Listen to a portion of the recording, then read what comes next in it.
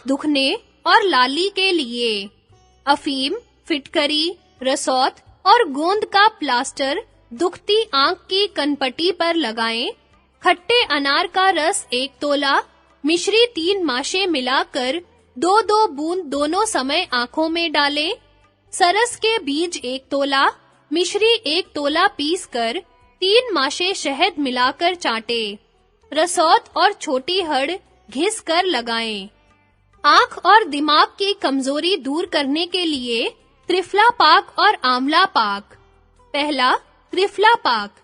त्रिफला आधा सेर, शुद्ध शिलाजीत 6 माशे, केसर 6 माशे, सौंठ, काली मिर्च, पीपल, गोखरू, छोटी इलायची, मोथा, तज, पत्रज, पोखर मूल, चित्रक 1-1 तोला, धनिया छिला हुआ 2.5 तोला।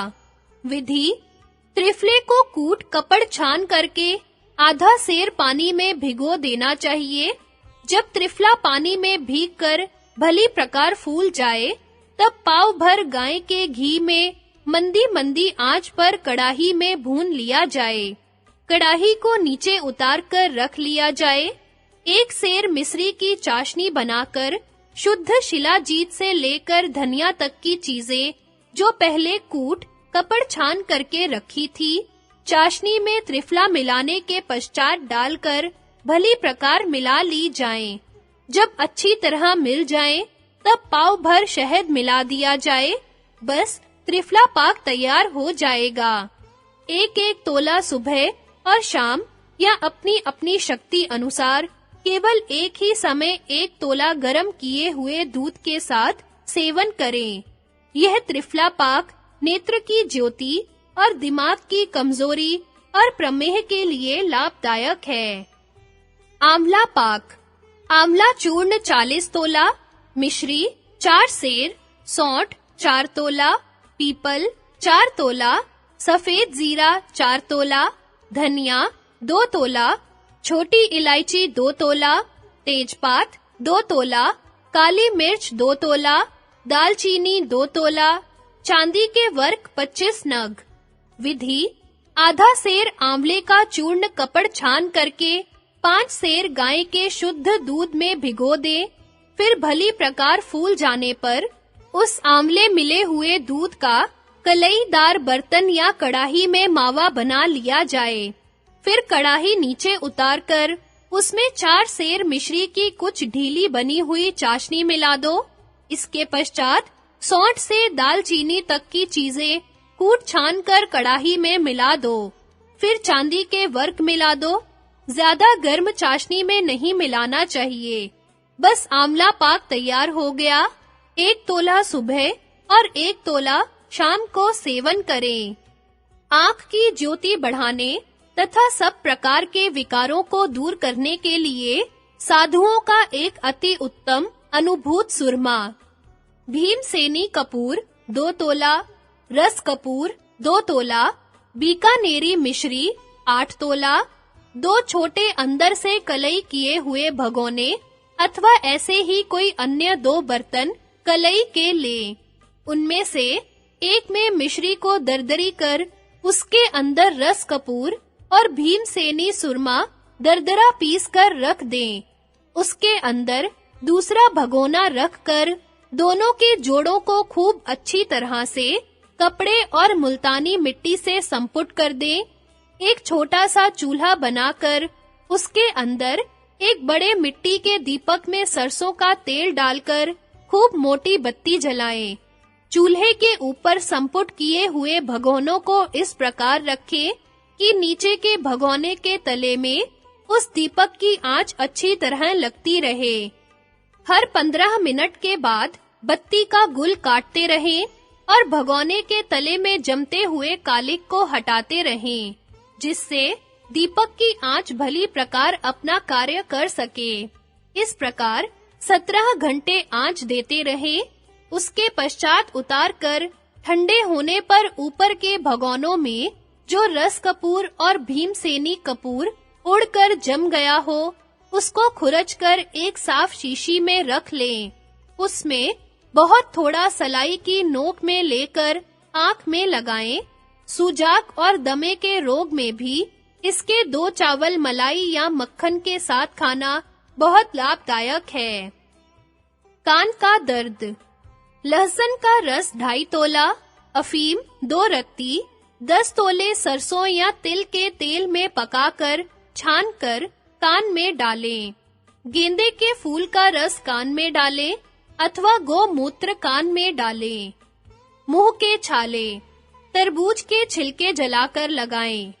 दिल की धड़कन के लिए भस्म मूंगा सेवती के गुलकंद या मुरब्बा सेब के साथ।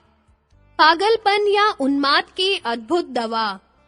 धवल बरुआ, जिसको श्वेत बरुआ तथा सर्पगंधा भी कहते हैं, जो बड़ी आयुर्वेदिक फार्मेसी से मिल सकती है, उसका चूर्ण 4 माशे खालिस गुलाब के अर्क 1 छटांक में 12 घंटे भिगोकर 7 काली मिर्च के साथ पीसकर प्रातः एवं सायंकाल दोनों समय बिना छाने पिलाएं।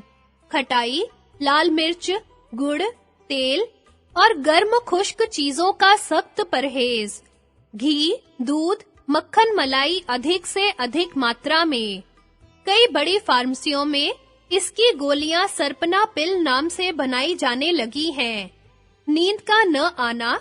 धवल बरुआ 1 माशे बादाम के शीरे या दूध के साथ सोते समय अथवा सरपना पिल्स लें। पीपला मूल 1 माशा, पुराने गुड़ 1 माशे में मिलाकर सोते समय दूध या शीरा बादाम के साथ। बुद्धिवर्धक एवं उन्माद दूर करने के लिए सरस्वती चूर्ण, वच्च, ब्रह्मी, गिलोय, सोंठ, सतावर, शंख पुष्पी, वायविडंग, अपामार्ग की जड़ समभाग का कपड़ छान किया हुआ चूर्ण 2-3 माशे शहद या घी के साथ। नहरुवा। प्रतिदिन 2 आना भर कपूर 8 पाव दही में घोलकर 3 दिन तक ले। कायाकल्प तथा पारा आदि रसायन का यौगिक रूप से प्रयोग करने वाले अनुभवी इस समय दुर्लभ हैं। इसलिए क्रियात्मक रूप से अनुपयोगी और अनावश्यक समझकर उनका यहाँ उल्लेख नहीं किया गया।